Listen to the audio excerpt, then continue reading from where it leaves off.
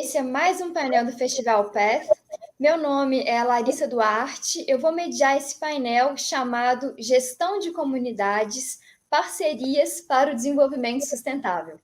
Eu sou designer, pesquisadora e cofundadora da startup Jurema, que visa sensibilizar e aproximar marcas e designers à origem dos materiais têxteis à base de plantas, fazendo um link com a agrofloresta.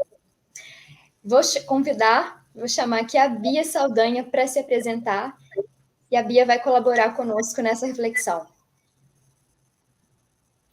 Olá! Então, prazer estar aqui nesse festival incrível, Path Amazônia.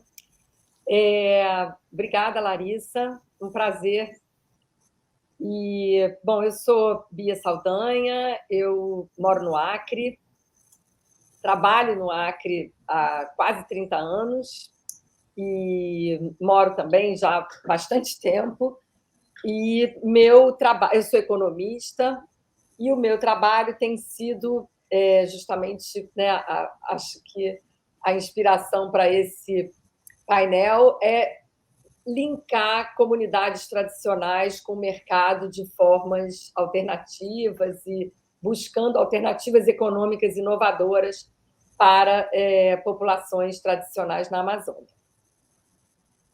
Muito bom, Bia, muito obrigada pela participação. Então, o tema que o painel vai abordar é a relevância das parcerias e do Objetivo de Desenvolvimento Sustentável número 17. O ODS 17 é o seguinte: parcerias e meios de implementação.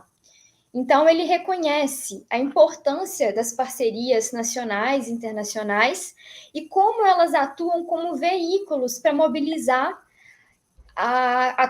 o compartilhamento de conhecimento, de experiências, de tecnologias, de recursos financeiros para a realização das ODS. Então, de acordo com a Agenda 2030, os ODS só serão realizados mediante um compromisso de cooperação entre a comunidade internacional. E aí, então, buscando encorajar e promover parcerias públicas, parcerias público-privadas e a sociedade civil. Então, para aprofundar nessa reflexão, vou começar com algumas perguntas para a Bia. Bia, conta para a gente sobre o seu trabalho com as redes produtivas na Amazônia, visando um fornecimento sustentável. Fala um pouco mais sobre o que você está fazendo. Olha, eu acho que o Objetivo 17, ele realmente ele é uma linha, né, que linka, né, todos os outros objetivos, isso é muito importante. Meu trabalho, como eu já disse, né, tem sido justamente fazer essa ponte, né, aproximar esses mundos. Quando eu comecei a minha vida profissional,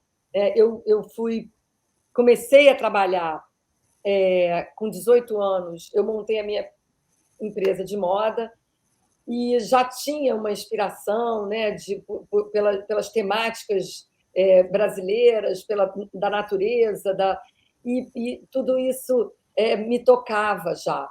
Mas foi quando eu comecei o meu trabalho de militância, né, no movimento ambientalista, naquela época, nascimento do movimento ambientalista no Brasil, eu fui uma das, né, sou parte do grupo que fundou o Partido Verde no Brasil, e o que me inspirou ali naquele momento foi a forma que, na época, o Greenpeace e outros movimentos ambientalistas que estavam nascendo naquele momento usavam a estética, né? Usavam a imagem, se apropriaram das imagens, da estética, né, para fazerem as suas lutas. E assim eu comecei, né, nessa militância, conheci o movimento dos seringueiros no Acre, e então a primeira oportunidade que eu tive quando eu vim para a Amazônia, foi pensar assim, o que eu tenho, né, no meu conhecimento, quais são as minhas habilidades, né, que eu posso colocar a serviço do desenvolvimento sustentável da Amazônia, né? Uhum. E aí eu vi que tinha, de fato, uma distância, né? Que a Amazônia, ela até hoje, né? Isso foi em 1991, e fazem exatamente 30 anos, a Amazônia fica distante. Então, eu comecei a perceber assim, olha, a gente precisa linkar né, trazer realmente, aproximar esses mundos, né, para que... E iniciamos um projeto, né, que era uma parceria entre a minha empresa e as comunidades de seringueiros na Amazônia, e que também envolveu o setor público, as ONGs. Eu acho que foi um trabalho pioneiro, e que dali, porque ali, naquele momento, a gente percebeu, quando a gente começou de verdade a fazer, a negociar com os seringueiros, a compor, né, os primeiros acordos, a gente viu que sozinhos a gente não ia conseguir vencer, né, os desafios, os obstáculos que se colocam, né, para tanto comunidades quanto empresários, empresas, para fazerem esses acordos e colocarem eles em prática, né? E isso foi um grande aprendizado para a gente, né? No momento em que a gente começou a ver que a gente precisava aprender todas essas linguagens, né? E se apropriar de todos esses códigos, e também colocar os nossos códigos, os nossos saberes a serviço, né, daquilo tudo, para poder fazer, de fato, o desenvolvimento acontecer na prática, né? Porque a gente, às vezes, idealiza tudo muito, né? E, de fato, a Amazônia é um incrível... Né? Aí eu vou falar especificamente né, do meu trabalho, que é na Amazônia. A Amazônia tem um incrível potencial, mas, de verdade, precisa desses links, né? dessas conexões para se tornarem, para vencer, né? essas distâncias e essas características que são próprias das cadeias produtivas da Amazônia. Uhum. Bia, e na cadeia produtiva que você atua atualmente, como você observa os desafios dessa relação entre os parceiros e principalmente quando a gente está falando de acessar mercados internacionais? Quais são os desafios? Olha, eu acredito, a primeira coisa quando a gente está falando de Amazônia, a gente tem que entender o seguinte, principalmente das cadeias produtivas da sociobiodiversidade, né? Porque as mesmas características, né? Eu tenho repetido isso em alguns lugares, as mesmas características que fazem com que as cadeias produtivas da sociobiodiversidade sejam tão relevantes para a conservação da Amazônia e da cultura e né, dos saberes da floresta, são as mesmas que dificultam o acesso deles ao mercado, né? São que eu considero assim, eu coloco em destaque, né? A dificuldade de ganho de escala, né? E a logística, né? Que é bem complexa. Eu acho que esses dois são dois pontos assim que realçam, né? Entre os desafios. E eu digo o seguinte, que se a gente inventar alguma forma de ganho de escala desses produtos, a característica deles vai desaparecer, porque, de fato, eles são produtos relevantes porque eles compreendem essa diversidade, né? Biológica, biodiversa. Então, a gente tem... na Amazônia, você não vai encontrar um produto numa região, você não vai encontrar um único recurso natural, você vai encontrar milhares, milhões, né? Num único hectare de floresta, você tem milhões de recursos naturais, mas você não tem um que seja dominante, né? Tudo bem, talvez você em alguma região você tenha mais açaí, você tenha mais seringueiras, você tenha mais castanheiras, você tenha mais buriti, mas não é só buriti. Então, você vai precisar lidar com essa questão da escala de que maneira? Engajando mais pessoas ao longo, né, espalhadas nessa floresta. Aí você entra na questão da logística. Como é que você chega nesses lugares? E não é em um só lugar, é cada lugar que você vai chegar tem uma complexidade de logística diferente. Então, a gente precisa, a princípio, perceber. A primeira coisa que eu digo para os empreendedores, né? Assim, olha, você está num lugar que tem essas características, então não tente mudá-las, né? Você vai precisar reconhecer e pensar de que maneira você vai trabalhar, quais são as formas de superar esses desafios, né? Valorizando essas características, né? Eu acho que esse é o grande desafio.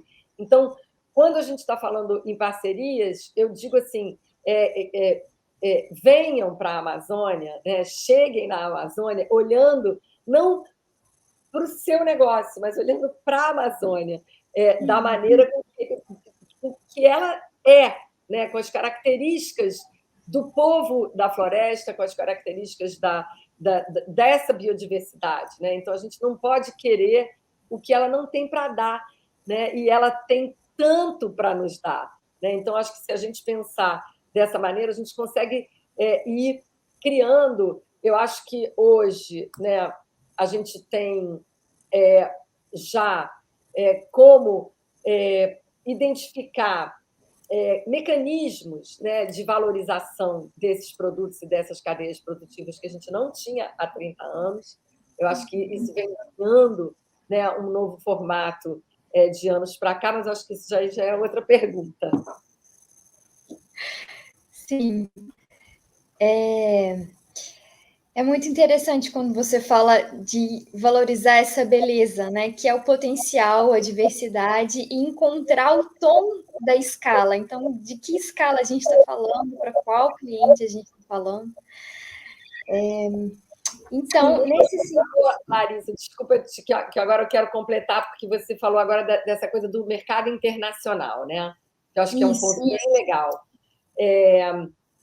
Eu acho assim que tudo é internacional para a Amazônia. Eu digo assim, a Amazônia é um outro planeta, entendeu? Então, assim, a gente tem características tão próprias aqui que é importante a gente perceber que, né, e a gente vive essas barreiras, né, geográficas, né, da natureza, então isso é bem importante. Mas, lógico, quando você está falando do mercado internacional, você tem alguns agravantes. Você tem agravantes da língua, né, do idioma, porque já o povo da floresta fala o seu próprio idioma. Eles, né, é o português, mas é o português da floresta, né? Então, assim como em qualquer lugar que a gente chega, né, tem seus códigos, suas gírias, e nas línguas, né, que a gente vai andando pelo mundo e vai aprendendo. Então, o inglês tem gírias, o francês tem gírias, o espanhol tem gírias. Aqui também, o português daqui também tem suas gírias. Mas eu digo isso simbolicamente porque, assim, a gente... Então, ao aproximar, né, esses mundos, a gente tem que perceber que isso também precisa de um alinhamento, né, desses códigos, dessas linguagens, não só do idioma, né? Assim como qualquer empresa brasileira que vier, esse modelo, né, da empresa competitiva, capitalista, enfim, que tem esse pensamento voltado para o ganho de escala. Se quiser fazer negócios na Amazônia, vai ter que se adaptar à realidade, entendeu? Então, assim, é a mesma coisa para uma empresa brasileira, para uma empresa alemã, para uma empresa sueca. É claro que vão ter as barreiras, enfim, a gente vai ter que estudar a logística de exportação, mas isso não é o maior desafio, né? O maior desafio é chegar com o produto no ponto de ser comercializado e ter uma equalização entre as expectativas, né, dos clientes, das empresas parceiras, e aquilo que as cooperativas e as comunidades aqui estão dispostas e estão preparadas para oferecer. Então, a gente tem que pensar sempre no tempo que as coisas demoram para amadurecer, na sazonalidade. Às vezes, eu até pessoas que vêm para conhecer a floresta. Então, qual é o melhor tempo? Qual é a melhor estação? Isso aí, na Amazônia, é muito importante. Assim como se você vai para a Europa, né, no inverno, né, você vai passar frio, então você tem que estar bem preparado, e você vai no verão, é outro lugar. Então, assim, a Amazônia tem sazonalidades bastante marcadas, e isso determina muita coisa, né? Então, às vezes a gente, por exemplo, vem uma empresa interessada na borracha, né? Como é o caso do meu trabalho. Olha, essa época, se você quiser produzir borracha, não vai produzir borracha mais, porque está acabando a safra. A safra só começa em maio do ano que vem, junho, em alguns casos, de alguns estados da Amazônia. Então, assim, são coisas que precisam ser percebidas, né? E precisam ser aceitas, né? Como as condições. E a gente aprendendo a respeitar isso, a gente também aprende a valorizar isso. E contar essas histórias, eu acho que também valoriza o que a gente está fazendo na floresta, todos os produtos e serviços. Eu acho que esse é o caminho. Sim, muito bom. E nesse sentido, então, falando dessas especialidades, né, dessas coisas que caracterizam e trazem detalhes a esse contexto da Amazônia, como você vê a importância da transmissão de conhecimento entre as comunidades, entre os povos da floresta e o meio corporativo? Eu vejo assim, eu acho que a floresta tem não só as pessoas, mas os encantados, as plantas, né? Tem muito que nos ensinar, né? E eu vejo muita gente chegar aqui com o intuito, com o ímpeto, né, de salvar a Amazônia. Vamos salvar a Amazônia, vamos salvar os índios, vamos salvar os povos da floresta. Eu digo assim, aqui eu me salvei, sabe? Eu acho que quando a gente se conecta com essas energias da floresta, a gente tem possibilidade da gente entrar num outro plano, sabe, de entendimento, né? E receber esse conhecimento. Então, eu valorizo principalmente a transmissão de conhecimento que a gente recebe aqui do que, na verdade, o que a gente vem trazendo. Mas, ok, eu acho que tem, né, claro, a gente está falando também de tecnologia, né? A gente está falando de coisas que aqui a gente não vai encontrar. Então, a gente vai... eu acho que se a gente chega, né, com esse espírito de troca, sabe? O que eu tenho para oferecer, né?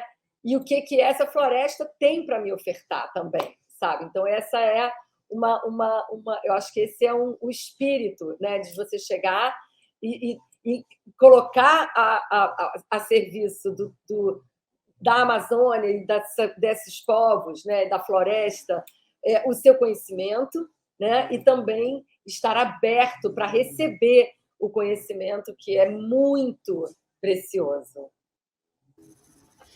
Bia, dá um exemplo para a gente dessa troca que ocorre. Então, né, dessas relações que são construídas de conhecimentos da floresta e de conhecimentos outros que vêm. Colocam alguns exemplos para a gente, por favor. Olha, por exemplo, quando a gente começou, né, a trabalhar com couro vegetal, o nosso primeiro produto, né, o primeiro produto que eu desenvolvi aqui na floresta com os produtores foi um produto à base de látex in natura, e a gente era um artesanato tradicional do seringueiro da Amazônia. eles emborrachavam o látex, né? Banhavam aquele tecido, né? E faziam um saco encauchado, que eles chamavam. Ali, quando eu vi aquilo, eu falei, nossa, isso parece couro, né? Isso é o couro vegetal, gente. Olha que máximo isso e tal. Bom, vamos lá, vamos fazer 1000 desses. Aí os seringueiros falaram, olha, a gente nunca fez, mas a gente pode tentar. Beleza. Então fizemos os primeiros 1000, lançamos na Eco 92, agora vai fazer 30 anos do lançamento do couro vegetal ano que vem. E assim, a gente, um mês depois, as bolsas estavam derretidas. Começavam a melar, se desfaziam, a coisa virava um chiclete. Então, eu falei, meu Deus, isso não deu certo, né? A gente teve um sucesso incrível também, foi assim, tipo, uau, sabe? Uma receptividade incrível do mercado. Eu falei, poxa, mas não vai dar certo. Fui estudar e vi que existia uma tecnologia de vulcanização que já há mais de 100 anos, entendeu? Era usada para vulcanizar borracha para pneu, para todos os artefatos de borracha, preservativos, enfim. Eu falei, nossa, tipo, aquela que nunca tinha ouvido falar disso, chamei um químico e desenvolvemos, só que a gente não desenvolveu uma tecnologia de vulcanização igual à da indústria que a gente vê, da indústria pneumática. A gente desenvolveu uma tecnologia de vulcanização adaptada à realidade da floresta, onde não tem energia elétrica, onde não está dentro de uma indústria, né? As pessoas têm, a gente aqui tem uma barreira muito grande de alfabetização, as pessoas, os seringueiros em geral, né? Hoje, nesses últimos 30 anos, isso melhorou um pouco, mas naquela época quase todos eram analfabetos, então a gente tinha que desenvolver uma tecnologia simples. E assim, eu acho que esse é um bom exemplo de como a gente partiu, né, de um conhecimento tradicional, que era aquele tecido emborrachado, com um toque incrível, com um aspecto incrível, uma função de impermeabilidade, de resistência e tudo, que já estava sendo usado há séculos pelo seringueiro, e a gente agregou, né, uma tecnologia industrial adaptada à realidade daquela floresta, e aí sim a gente introduziu esse tecido emborrachado na indústria da moda de uma maneira, enfim, inédita, pioneira, e isso, enfim, gerou né, muitos movimentos, e, enfim. Então, acho que exemplos como esse são vários. A própria técnica de agrofloresta, né? Então, assim, a gente vê que, por exemplo, até as seringueiras mesmo, né? A gente pode adensar o número de seringueiras de uma colocação dentro da floresta com um pouco de tecnologia de de técnicas de sistemas agroflorestais. Então, você vai saber com os produtores, com os seringueiros, com os pequenos agricultores, obviamente, quais são as espécies, qual é a melhor época de plantar, né? E aí vamos aprender com eles tudo que eles conhecem daquele ambiente, que a gente não vai saber se a gente não for dali, e vamos trazer, né, técnicas para, como é que se diz? Melhorar, né, o resultado para eles, né, e para que essa relação seja, enfim, incrementada e possa render mais frutos, literalmente. Sim, muito bom. E aí afinar o que é a tradição, o que é a inovação e como podem caminhar juntas, né? Como pode ter um pouco de cada, desfrutando da biodiversidade, mas ao mesmo tempo das tecnologias, da indústria criativa, né, que no Brasil é tão desenvolvida. Muito bom. Eu tenho falado muito da indústria criativa como uma alternativa para a floresta. Eu acho que esse é um ótimo exemplo, Larissa, porque essa geração de jovens, né, que está na floresta e que está já começando com essa coisa que, porque hoje esse já não é tudo tão isolado, né? A gente já tem ramais, a floresta já está mais acessível, os meninos já saem, já voltam, já. Então, eles têm acesso, né, na cidade a essas tecnologias. E chega na floresta, não tem nada. Assim, gente, olha só, é importantíssimo que a gente traga essa conectividade, né, para os jovens da floresta, né, que estão iguais a qualquer jovem do planeta, né? Eles querem acesso à informação, eles querem acesso a todo o universo, né, que está disponível aí na grande rede. E eles podem produzir, né, conteúdo, que é uma coisa tão valiosa, né, hoje nesse universo, né, da indústria criativa, únicos, né, conteúdos valiosíssimos, conteúdos únicos, originais, né, de uma cultura que hoje é de interesse de todo o planeta, né? A Amazônia, quem não é interessado na Amazônia e na vida na Amazônia? Então, eu acho que se a gente traz tecnologia para dentro da floresta e capacita esses jovens, né, com essas ferramentas, né, de filmagem, de edição, já existe isso muito. Inclusive, os povos indígenas, quem não conhece, procura conhecer, tem um projeto de mais de 20 anos, que chama Vídeo nas Aldeias, né? Um projeto belíssimo, premiadíssimo, que capacitou, né, muitos indígenas em filmagem e edição, né, de audiovisual.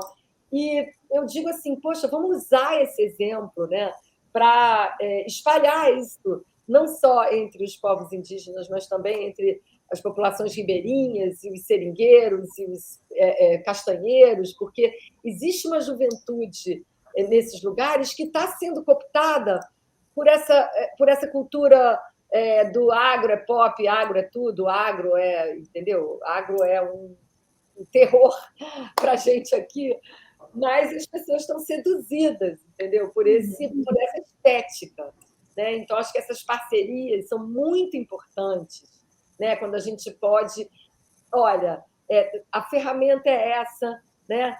Essa é a maneira de usar a ferramenta e eles têm todo o conteúdo e a cultura, né, para ser compartilhada, né, por essa conectividade que eu acho muito legal.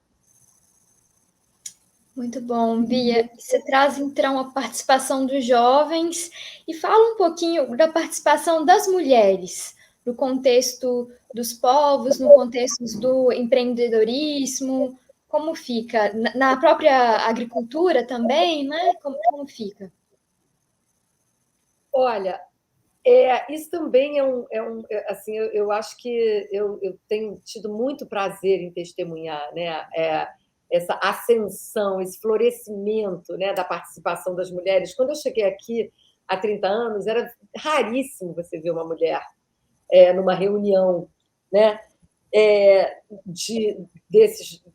dessas organizações e tudo. Hoje em dia, elas não só estão participando, como elas estão mandando, né?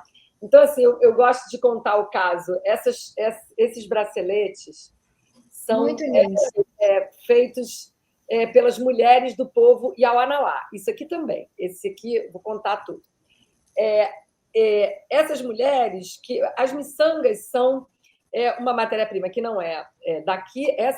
Isso aqui é um açaizinho, essa é feita aqui, mas as miçangas são feitas tipo um vidro, não é plástico, elas são feitas na Europa, na República Tcheca, e desde o início, né, da colonização, né, os colonizadores encantam, né? Encantaram na África, encantaram aqui os povos indígenas com essa matéria-prima, e elas tinham toda uma habilidade para lidar com isso, mas isso era muito raro, né, de chegar aqui. Então, assim, as mulheres Yawanawá, elas vieram de um processo que há aproximadamente 10, 12 anos duas irmãs fizeram a iniciação espiritual, né, do povo Yawanawá, que era restrito aos homens. E dali para diante houve assim um florescimento, né, da presença feminina dentro da espiritualidade do povo Yawanawá, e elas começaram, por meio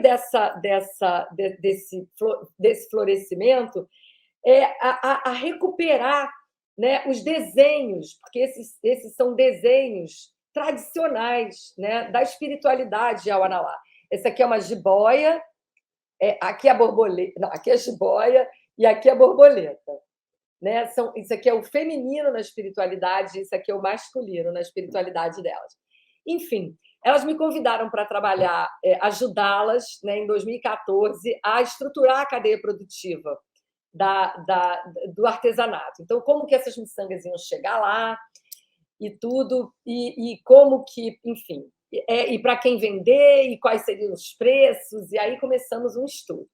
Em 2017, a gente conseguiu uma parceria com a Farm, e Farm Rio, uma empresa de moda carioca, e que tem, enfim, um trabalho belíssimo que a gente construiu juntos com essas mulheres. E eu conto uma historinha que eu acho que é bem simbólica, que uma das mulheres, para atender um pedido da Farm, estava trabalhando super engajada e, assim, já um pouco descuidando das suas tarefas domésticas, né? Afinal de contas, as mulheres indígenas, elas têm que dar conta de um serviço gigante, que é, né, da alimentação da família, dos cuidados com as crianças, né? Essa economia do cuidado, né, que hoje a gente chama. Bom, e ela estava, né, super empolgada para fazer o artesanato dela, para poder comercializar o artesanato dela e ter também a sua renda. E o marido, e aí ela ia, né, trabalhando e ia até tarde trabalhando e tal, e quando chegava no dia seguinte, ela cansada, o marido acordava e dizia para ela assim: acorda, miçanga, acorda, miçanga. Está na hora de botar as crianças, de acordar, de dar café para levar para a escola e tudo. E ela acordava e tal, correndo, tudo, bota a criança. Bom, até o belo dia que ela entregou o pedido dela, recebeu o pagamento pelo artesanato dela e ela comprou uma espingarda para o marido, que é um objeto muito cobiçado na floresta, porque eles caçam, né? Não é para matar ninguém, é para caçar. E ela deu a espingarda para o marido ficou completamente, né, surpreso, e a partir desse dia ele passou a ajudá-la nessa função de casa, né? Ele passou a fazer as tarefas, né, que eram exclusivamente femininas dentro daquela família, ele passou, né, a contribuir dentro daquelas funções para. Então, ali houve uma parceria, né, uma aliança, né, para que não deixasse de ter o cuidado com as crianças e com a casa, né, mas também tivesse, né, fosse possível aproveitar aquela oportunidade que aquela parceria com a Farm estava trazendo, enfim. Então, as mulheres hoje, dentro do povo Yawanawá, elas são as protagonistas da economia, né? Não tem dúvida, né, de que a renda, né, com o artesanato, a gente, claro que hoje também, eu costumo dizer assim, hoje também a gente já engajou tantas mulheres e também a gente aprendeu a dosar, né, e a ter o tempo também para essa produção acontecer de uma maneira mais harmônica, né, com o tempo da cultura daquele povo indígena. Então, a gente tem limites para os pedidos, a gente não faz mais os pedidos, a gente faz, ao invés de fazer um grande pedido, a gente faz alguns pedidos ao longo do ano. Isso tudo também vem desse tema, né, dessa compreensão, né, do que é a construção de um negócio, de um projeto, de uma parceria que leva em conta todos os ângulos, né, todos os lados, né, que estão envolvidos, e a cultura, que é diferente. Né? Então, acho que isso é um exemplo que eu adoro contar. Muito bom, muito bom. Então, recapitulando, a gente falou das parcerias comunidade, empresa, você citou aí um especialista químico, né, que também que já apareceu, então poderia falar pesquisa, né, junto, você citou ONGs, e agora a aliança que precisa haver entre os próprios participantes na família, né, que estão ali, parte na comunidade. Muito bom que a gente possa ampliar o nosso olhar também para o que são essas parcerias, né? E para onde, nas múltiplos jeitos que elas podem acontecer. E então, falando sobre isso, Bia, sobre esses parceiros, sobre a construção dessas redes, eu gostaria de ouvir alguns insights sobre construção da confiança. Uhum, é bem importante, Larissa, porque eu digo assim, primeiro a disponibilidade, né, de estar aqui, né, porque muita gente quer trabalhar com a Amazônia, mas vem para a Amazônia, fica um dia, tchau, vai embora, volta daqui a um ano e quer que tudo tenha acontecido ao seu jeito. Não é assim, né? É um processo justamente de confiança que é construído, assim como é em qualquer lugar, né? De qualquer maneira. Então, confiança se conquista, né? Não se compra, né? Não está à venda, não se compra, não se arranca, né? Não se decreta, né? A confiança se constrói, né? As relações de confiança elas são construídas. Então, e aqui é como em qualquer lugar, elas são construídas. E eu acho que a matéria-prima, né, dessa construção é o tempo, né? É a disponibilidade de estar aqui, eu digo, vem para cá, vem dormir na floresta, vem dormir na rede, vem tomar café da manhã, comer ali na casa do seringueiro, né? Ser recebido na casa dele, né? Dos povos indígenas, vem acordar junto, vem tomar banho de rio, né? É claro que não é só na floresta lá dentro, mas também tem as comunidades, né, urbanas da Amazônia tão importantes, inclusive jovens. Então acho que essas são as matérias-primas fundamentais para a construção, né, de uma relação de confiança. Eu acho que é tempo, escuta, né? Aqui a gente diz ouve muito e fala pouco, né? Porque tem, né, esse aprendizado, esse tempo. Então acho que essas e a confiança é o pilar, né, da construção de uma boa parceria, no meu entendimento. Sim, muito bom. Escuta empática, né? Aquela escuta mesmo verdadeira que está junto e muito relevante a vivência, né? Junto, acompanhando o cotidiano, a realidade, né? Do lugar. Muito bom. Bia, agora falando de produtos inovadores, você já comentou sobre isso, né? Como alinhar a inovação com a tradição para o desenvolvimento de produtos. Dá mais alguns exemplos para a gente que nos façam visualizar como a gente pode integrar a inovação e a tradição para deixar a Amazônia ainda mais forte. Legal. Larissa, eu acho assim, a gente tem essa floresta riquíssima, né? A gente tem esses ativos, a gente tem essa cultura, né? Que são todos. Então, eu acho que a grande inovação na Amazônia é a gente reconhecer esses. Assim, é claro que a gente vai falar de ativos bioquímicos e não é a minha área, né? A bioeconomia no sentido mais da biotecnologia, né?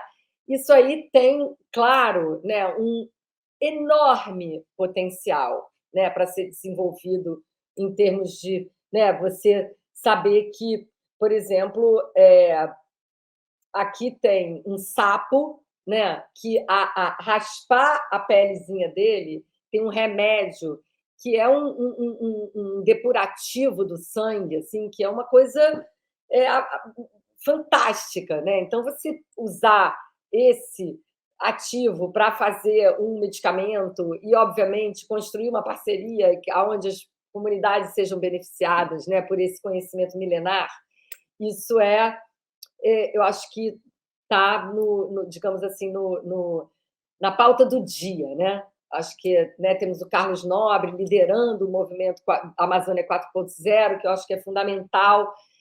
Mas eu estou em busca de uma inovação. O meu trabalho tem sido de trazer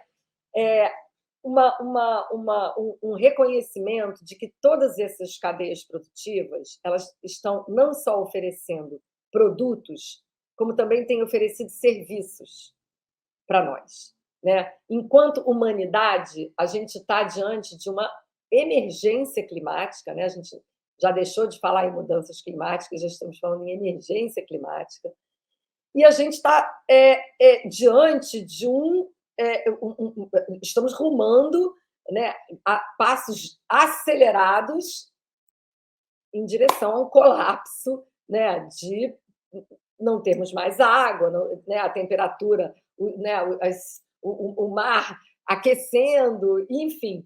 E a Amazônia, eu, né, sempre me focando na floresta, o que não quer dizer que esse não seja um raciocínio que caga para muitas regiões do planeta, né? Porque a natureza, nós somos dependentes dela, nós somos não só dependentes, somos parte dela, né? E estamos usando ela como se não fôssemos parte dela, né? E então, assim, a floresta ela nos presta um enorme serviço vital para a nossa sobrevivência. Então, eu entendo que hoje eu tenho trabalhado no sentido de fazer com que esses serviços sejam reconhecidos.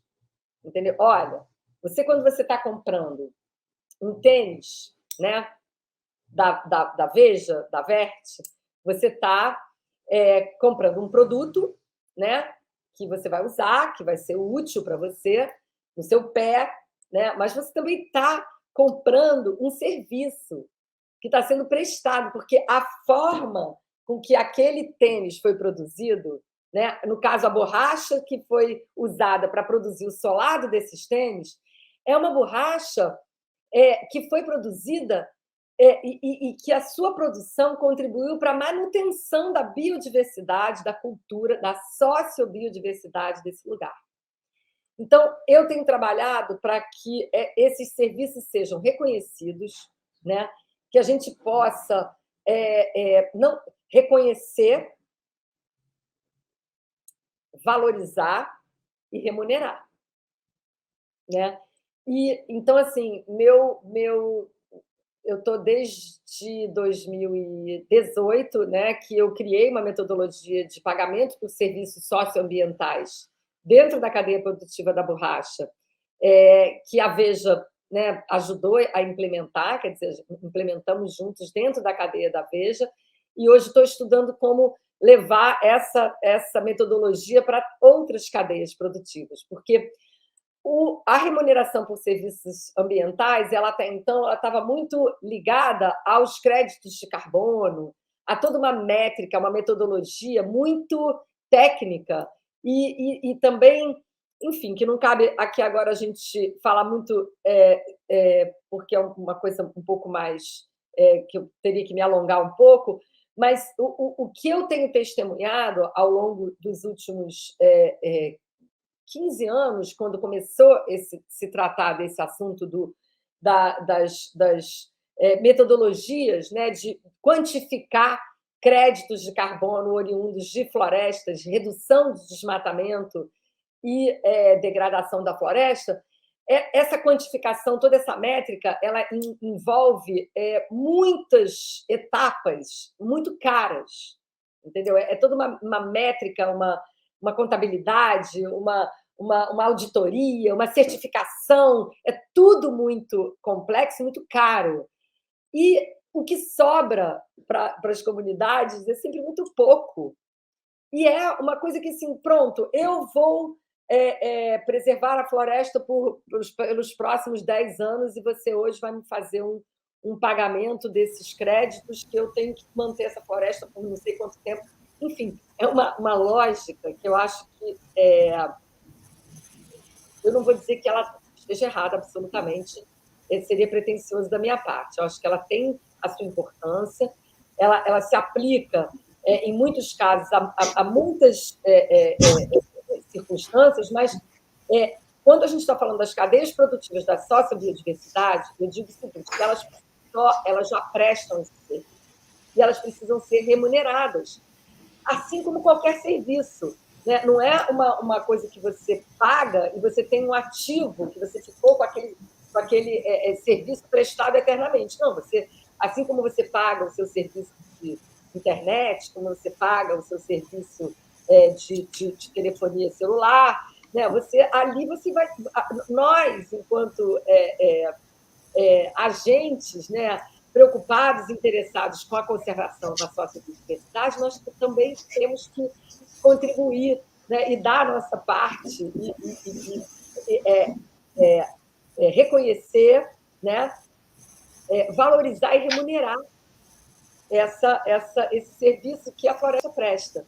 Então, meu trabalho nesse momento está sendo de tentar usar tecnologias, né, aí, enfim, vendo de que maneira toda essa tecnologia dos blockchains, dos tokens, né, das moedas alternativas, né, das criptomoedas, de que maneira, né, a gente pode fazer com que a gente aproximar, né, a Larissa, né, o Vinícius e a Greta lá do outro lado do planeta e as milhares e milhões de Gretas e Larissas, né, que estão preocupadas com a floresta, né, do povo que está prestando esse serviço. Né? Então, eu quero manter a floresta, mas eu não posso ir lá, eu não posso estar lá, sabe? Então, como? Então, quais são os produtos que têm esses serviços agregados? E mesmo aonde eu encontro, né, ferramentas e mecanismos, né, de remunerar esses serviços que eu considero tão importantes para mim. Então, eu acho que a gente hoje tem tecnologias que estão surgindo que podem facilitar isso.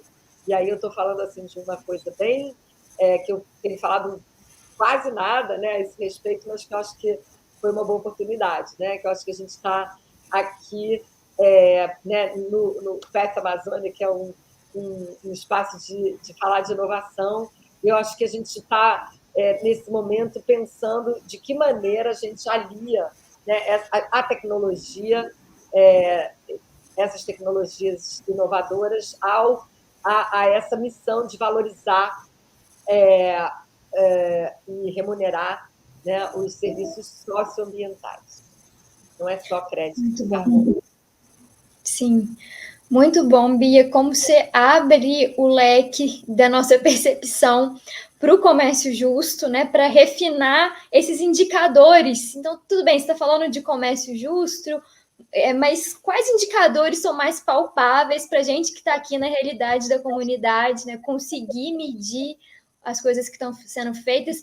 E você traz também serviço, o serviço que está sendo prestado para a floresta, para a comunidade. E é, às vezes, difícil, né, a gente quantificar e remunerar o serviço de forma correta. Então, é uma reflexão fundamental para a gente seguir. Eu acho que é a reflexão do momento, sabe, Larissa? Como que a gente vai justamente quantificar, né? Reconhecer. Primeiro, reconhecer, gente, esse é um serviço vital, né, para a humanidade, entendeu? A floresta em pé, sem ela, né, a gente...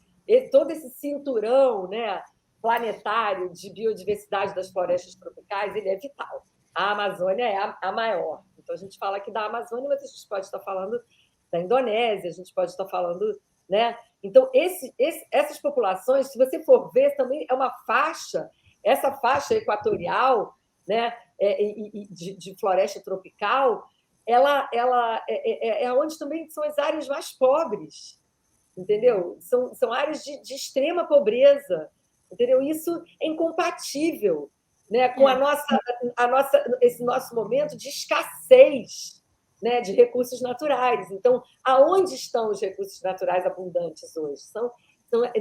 Nessas florestas que está essa abundância. Então, a gente precisa mantê-las, né, manter essas florestas, manter o povo que está nela, porque chega, né, de também ir lá buscar, tomar, e deixa quem está lá entregue a própria sorte. Eu acho que esse é o momento, né, da gente pensar em quantificar, quer dizer, primeiro reconhecer, depois quantificar, valorizar, remunerar os serviços ambientais, socioambientais que estão sendo prestados por esse universo da floresta, né, e das suas comunidades.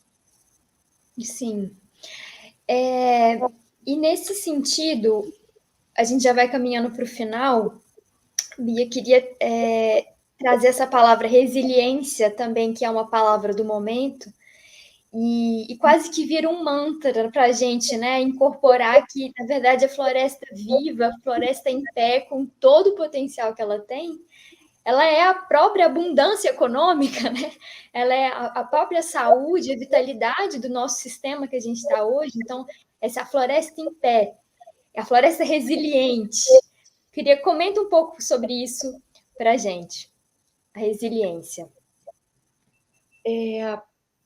Larissa, eu acho que a floresta dá um show de resiliência, né? A floresta é um show de resiliência. Você desmata um pedaço aqui, se você deixar, daqui a 2 anos ela já, entendeu? Se regenerou, assim, eu acho que a gente tem nesse momento, né, que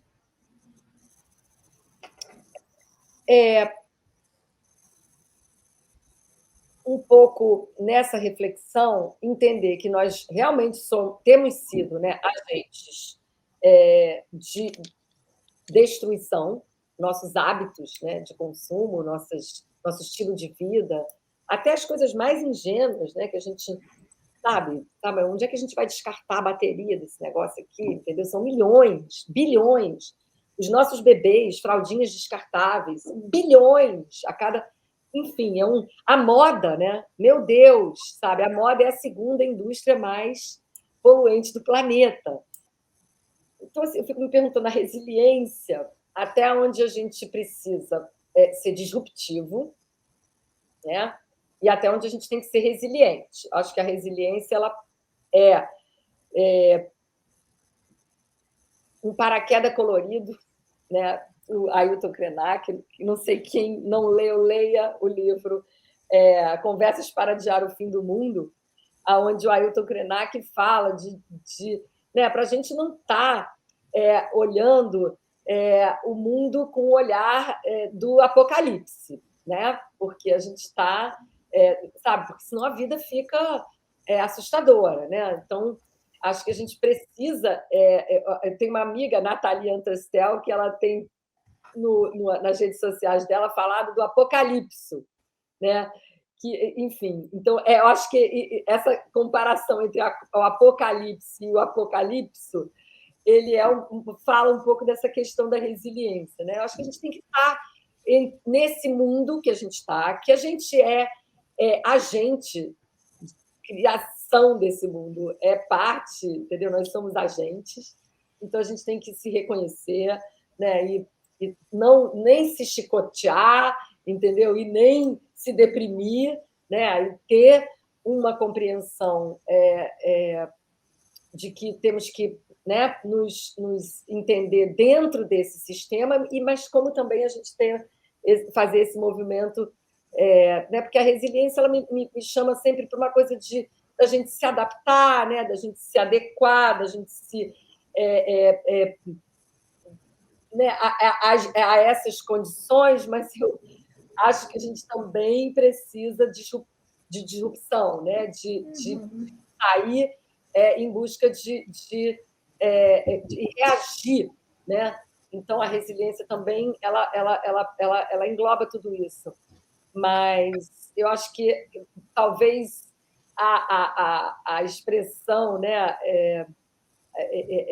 essa ideia dos paraquedas coloridos do Ailton Krenak, eu acho que seja a mais brilhante, que eu não vou saber traduzir aqui em poucas palavras, desse conceito de resiliência que a gente precisa ter nesse momento para a gente não sucumbir, né, ao apocalipse, né, porque é realmente quando a gente está aqui, acabamos de passar, né, por um setembro, agosto, setembro, que a floresta está em chamas, a gente dentro de casa a gente não consegue respirar, né? Então, se você for, a gente pode, né, sucumbir, então a gente tem que ter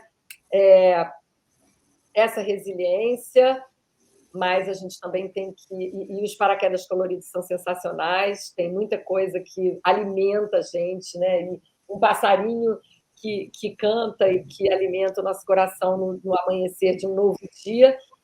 E vamos também trabalhar com a nossa, né, com todas as nossas células, né, porque a gente é parte dessa natureza, né, para encontrar formas novas e criativas e engrandecedoras, né, para nos relacionarmos nesse momento. Eu acho que essa é a grande resiliência. Que bom. Então, resiliência ligada aí à criatividade, né? Que a gente consiga, isso, com essa inspiração criativa da floresta, caminhar, né, para resolver os desafios, né? Resolver as ODS também. As ODS tratam disso, né? Sim. E a gente já vai caminhar, então, para o final. Você falou de Apocalipse, eu separei aqui um trecho do livro Apocalipse, de David Lawrence, que ele chama essa atenção para o coletivo, né, para a potência do coletivo. Então, a gente que está falando de parcerias é isso, né? Como a gente vai relacionar com, às vezes, propósitos similares, propósitos complementares, mas com pessoas diferentes, com organizações diferentes, então, como alinhar tudo isso em pró, né, de coisas maiores, em pró dos cuidados com a floresta, por exemplo, e com a saúde, nossa saúde, do sistema que a gente está hoje. Então, o trecho é o seguinte: nas camadas profundas do nosso ser, somos coletivos. Nada podemos fazer a respeito. Ou nosso coletivo vive e age, encontra sua razão de ser em um relacionamento de potência total, ou se fecha e leva uma vida miserável de conflito e, ao procurar destruir a potência, destrói a si mesmo. Então, que a gente possa estar disponíveis para o paraquedas colorido. Muito bom, eu amei esse texto, muito bom. Fiquei até com vontade de ler o livro que eu não li. Muito bom, Larissa. Bia, então, para a gente fechar as palavras finais, desde já, em nome do PEF, um grande agradecimento, né, à sua participação, por colaborar com os insights nessa reflexão, e muito agradecida. Então, alguns insights para a gente fechar o nosso painel. Olha, vamos pensar coletivamente, vamos ser coletivos. Eu acho que esse insight que já trazido aí David Lawrence é uma bênção, porque a gente nós já somos sistemas, né, coletivos. Então, vamos pensar coletivamente, né? Vamos sair do nosso egoísmo e da nossa desse individualismo, né, que nos isolou da natureza, enquanto somos parte dela, né? Então, essa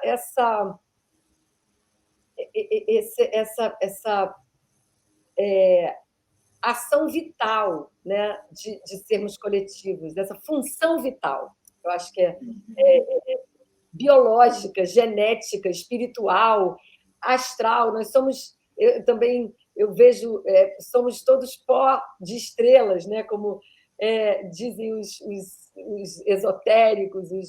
Acho que a gente tem que realmente nos percebermos como poeirinhas, né, de um todo e parte, né, desse planeta, desse organismo magnífico, né, que é Gaia e a sua... né, e vamos nos salvar, né, mais do que pensar em salvar, sabe? Vamos pensar coletivamente e nos entendermos, né, como partes desse todo, desse ecossistema, dessa floresta, né? A floresta, eu vejo que a floresta é o coração desse sistema, é o coração do mundo, né, desse planeta. E aqui que bombeia, né, que pulsa a energia. Então, a floresta ela é um centro de emanação de força e energia, assim como cada um de nós, né, que é um centro de emanação de energia. E quando a gente se conecta, eu acho que a gente pode fazer as transformações que a gente precisa.